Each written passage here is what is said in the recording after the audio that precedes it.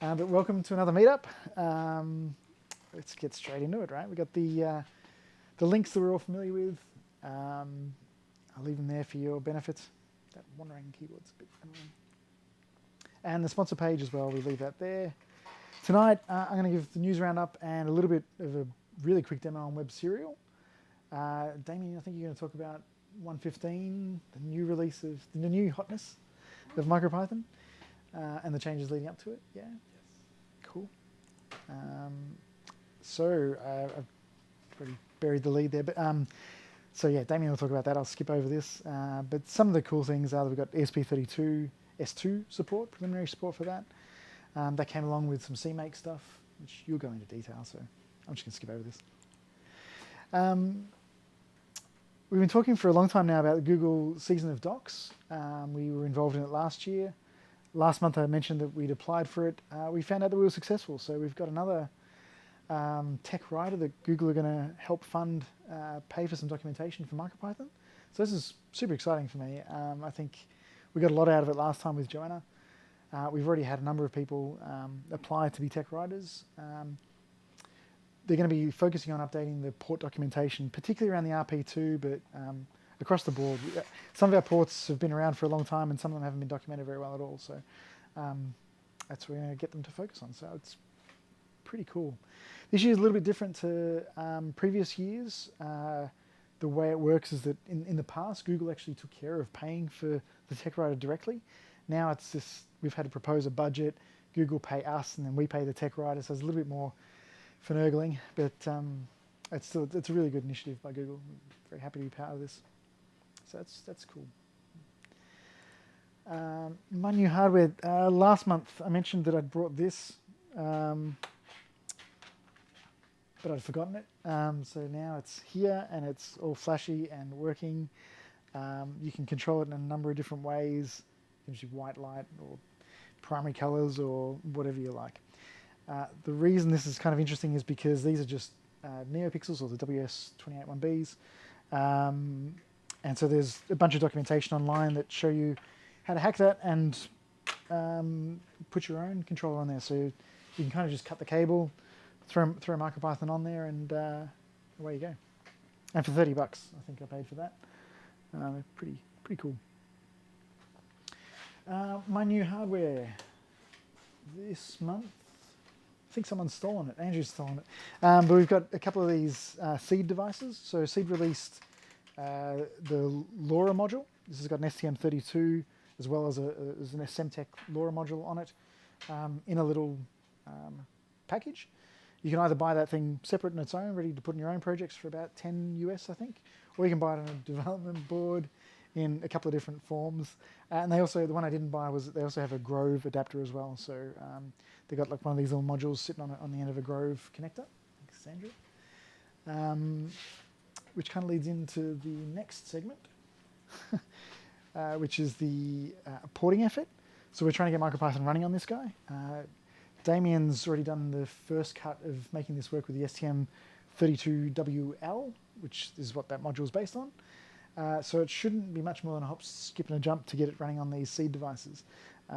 One of the gotchas is that they haven't broken out boot 0. For those of you that use STM32, the boot 0 kind of lets you get into the recover at any cost bootloader the STM provide. So yeah, Andrew's stolen that board because we're trying to program it over JTAG. But it'd be really nice to get this thing working with MicroPython. These are quite inexpensive boards, I think 20 and 25 US. So they're pretty cool. What do they have on them? Just as a quick reminder, they've got a Cortex M4. Can't remember the processing power. It's pretty low. It's like 64 meg from memory. But enough to run MicroPython pretty happily. So that's that. Continuing on the porting effort theme, Peter, I believe, is almost ready to get a PR. A few PRs together for at least, what, pins and... Pins, LED, flash. So pins, LED, flash. And SMD, flash. Cool. So that's imminent, from what I understand. I wanted to get it done before today, but... So very soon, which is great. The SAMD port's kind of important because there's a lot of hobbyist boards based on it, particularly from Adafruit. They make a whole bunch of these things. So it'd be nice to get that port moving. Real Sparky, a guy I mentioned last month, has put in preliminary support for the G474 board, STM32 one. It's kind of their new basic chipset. It's got some advantages for ADCs and high-res timers, that kind of stuff. I've started testing that, but I haven't gotten very far. But so far it looks pretty good. I'll let Damien talk about this perhaps later, but we've got preliminary support for the S2. But Sion's also raised a PR to add a little bit more support and to add further support for his two boards that he's put together that use the S2. So I think it's the Tiny S2 and the Feather S2. And the Tiny S2 is pin compatible with the Tiny Pico as well, which is kind of nice. Yeah. Also be nice if people want to put their hand up to do a board port, if that makes sense. To add more boards that use the S2 is actually not terribly difficult to do, so that'll be something that would be helpful for people to do, if people could do that. Artemis port, so that's SparkFun released a few, there's 3 or 4 boards that use this, what they're calling the Artemis range. No, I'm saying that wrong, aren't I? Artemis, sorry, it's Artemis boards, which use the Apollo 3 chipset or micro. These things are really cool because they're really low power and they have BLE. Pretty powerful. So we've got, someone had submitted a basic minimal REPL, MicroPython port that just got to the REPL. I couldn't get it working. It's building, but it's not running yet. So that's where I'm at with that one, but I'm hoping to spend some time with that one soon. I think it's kind of an interesting chipset to target. So. There's also been a request online from John Mark Gurney, a guy I discovered on Twitter, who was trying to get this Heltec board working. This particular Heltec's got an STM32L1 with a LoRa chip on board, on the same board. He's having a bit of trouble getting that running, so we're trying to get that across the line. It looks pretty close though. Yeah, L1's a bit... Sorry? The L1's new. No, it's actually it's old part. quite old. One. It's a Cortex M3. 151 Yeah. using M3. Yep. It was their first low power part. Okay. Yep. So old at it. Yeah. Yeah. The L5 we're also trying to get to. I haven't even started with that one yet. I've got. If anyone wants to help with porting effort, please put up your That's hand. an M33. Yeah. Yeah. Right. So infrastructure update. I'm going to skip over that because it's a really sad state of affairs. We still need to invest some time into the wiki and the forum. Unless you've done, no, I didn't think so. Let's gloss over that. I discovered there was a course for MicroPython with the ESP32. Go check that out if you want. It looks pretty good. A whole bunch of videos that Tech Explorations, who I hadn't heard of before, have put together. They had a few courses. I think it's a KeyCAD guy from Sydney. KeyCAD guy? Oh, all right. Yeah, I think so. Cool. I haven't looked into it, to be fair, but the syllabus looks pretty good. So it walks through all the things you would expect with ESP32, but then at the end they've also got Raspberry Pi and the BBC Microbit as well as like final sort of bonus chapters. $27 for the whole kit and caboodle. Tom's Hardware is getting on board with the Raspberry Pi Pico. They've published a whole bunch of information about that chipset. This particular tutorial they've put together is quite detailed and talks about getting an OLED display working with MicroPython on the Pico. And linked to this was some random group, Digital Maker CIC, who had a really rich looking interface that they claim they've got running on some LCD. So you can't see that running, but there's these sliders that move up and down and different things seem to be animated. So I'm trying to figure out what they're actually doing, but it looks pretty cool. Oh, sorry, I just mistakenly clicked that. Oh, actually, oh, there you go, you can see it. Things happen. Can you actually see that? Yeah, cool. Now I've got to figure out how to get back to my... I think that should work. There we go. Sorry guys, bear with me. Next up, Sean Heimer works at DigiKey. and he's got a video series. There's 3 of them so far, with again more about the Raspberry Pi Pico and MicroPython in particular. But there's 3 pretty good videos. Like the first one's like, how do you get Blinky working? The second one's I2C device, so you communicate to an I2C device, and the final one's like how to get PIO running and driving these NeoPixels. So it was quite a good little series. I believe he's going to do more, so great. Kind of cool news, Scott Shawcroft, who's the lead developer for CircuitPython over at Adafruit, he does a deep dive every week, which is where he just kind of goes on video and kind of develops for like a couple of hours and brings people along for the ride. Last week was an interesting one to me because he's merging in MicroPython now. CircuitPython forked from MicroPython quite a while ago, over 2 years ago, back at, I think it was 1.9.4. So they've actually been on quite an old base. And Scott's, in his last one, was talking about how he's going to merge all the way back up to the latest MicroPython. So he talked about the difficulties in doing that, particularly around the older versions of MicroPython didn't have uncrustify, so there was always a big difficulty in merging forward. But the cool thing about this is once we get to where both projects are on the same baseline, at least from the language point of view, it should be a bit easier to share code. So quite optimistic that we can share things back and forth a little more easily when that happens. That's the coolest clock I've ever heard. So yeah, go watch it. It's a longish video, but yeah, it was pretty interesting to me anyway. Ruby Santos, who we've covered a few times before, has written a really good tutorial on using ESP32s and ESP8266s with VS Code and PyMaker. PyMaker is a plugin for VS Code that allows you to transfer files to the device quite easily.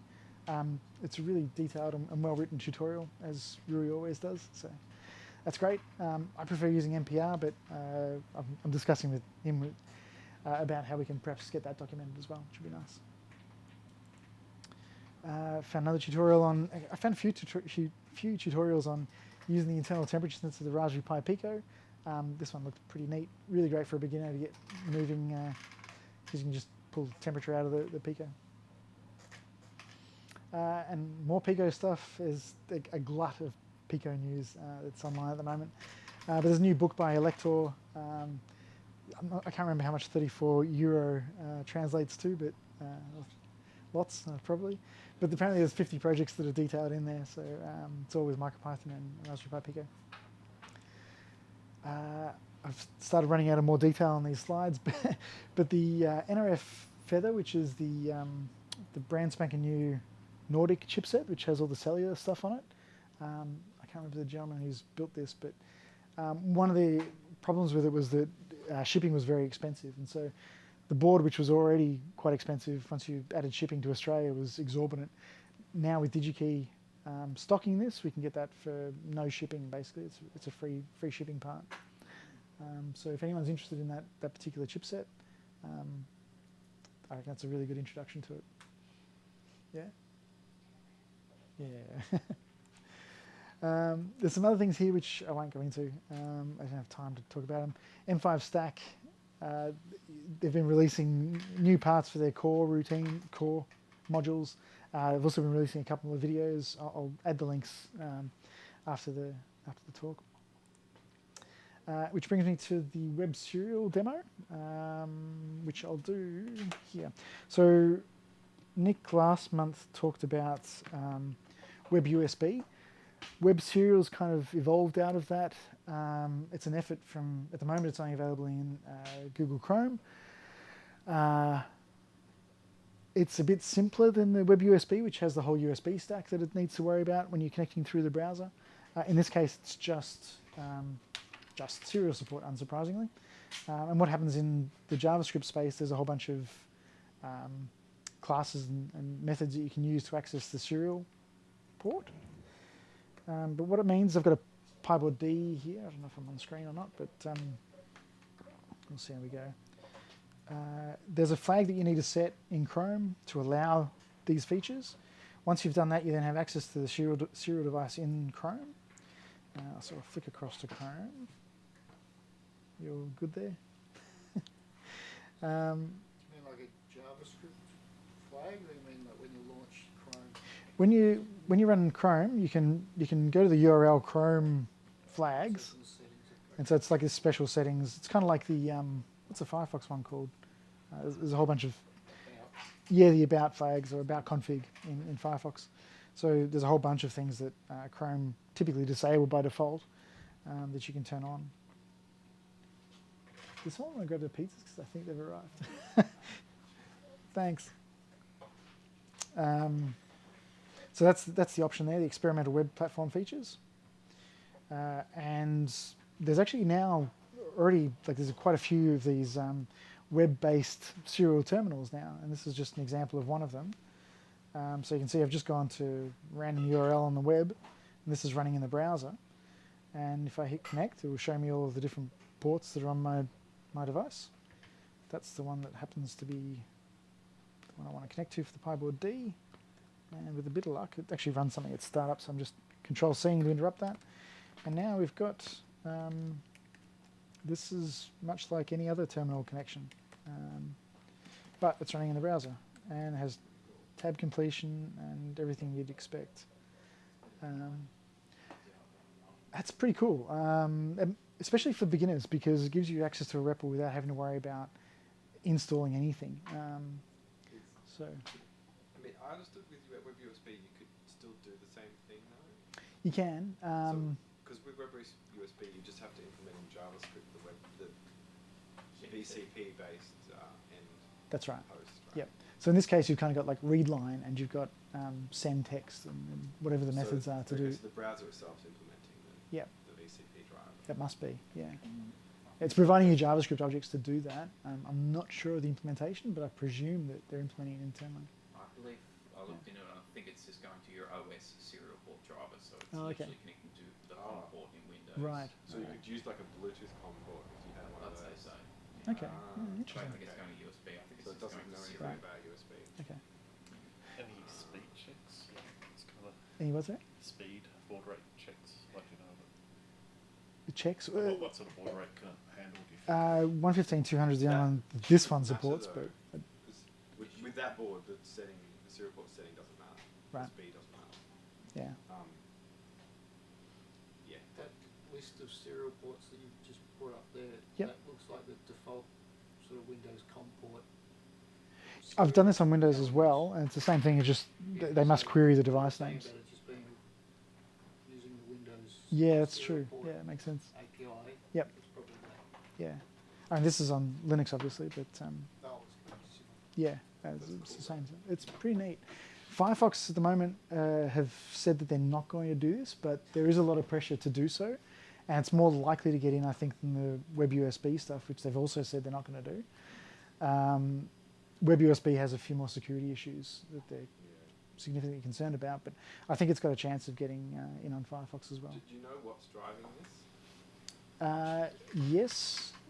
I can't remember what they all are. There was like 4 or 5 applications that were sort of listed as like, we want to use this. Yeah, I'm just wondering if it is like if it's microcontroller-y stuff. Like, Yeah. Do we know? No, it's like it is for It sure. is, yeah. Yep. Because it could also be Microsoft with their with Microbit and Maybe. DXT, Yeah. MakeCode. There was another one that I came across, which was like a blocky-like one that was that worked under Chrome and worked for like these kind of devices, ESP32s, PyBoards, and it actually downloaded the firmware somehow over. So you download the firmware to it, and from then on you can use a block-like language and connect over the serial port. It was quite neat. Interesting. And I guess Microsoft Edge will get this as well. Edge, yeah, exactly. Yeah, Edge is likely to get it. Most likely enable this feature. You would think so. I haven't looked into if they're doing it or not. I'm not sure. But that would definitely be good. Mm. For the user. Yeah, now one of the nice things is that people don't have to install stuff. One of the problems is I'm not sure how much access people have to lock down computers to access those Chrome flags. Well, I'm not sure. Yeah, I mean, we've got to wait till it becomes enabled by default feature. If it does, I'm not sure. I think there's already a demo from the web USB side of things to use it for DFU. So you can use it for DFU firmware updates straight from the web. Yeah, Web USB is certainly more flexible and powerful. They go well together. You can flash your board with the the Yeah. DFU and then go straight to turn on here. And the implementation of this is pretty neat too. Like it's pretty easy to throw some JavaScript together to make a serial in-browser terminal, which is pretty cool. It's cool. Yeah, thought you guys would be interested. That's all I got for you. Thank you.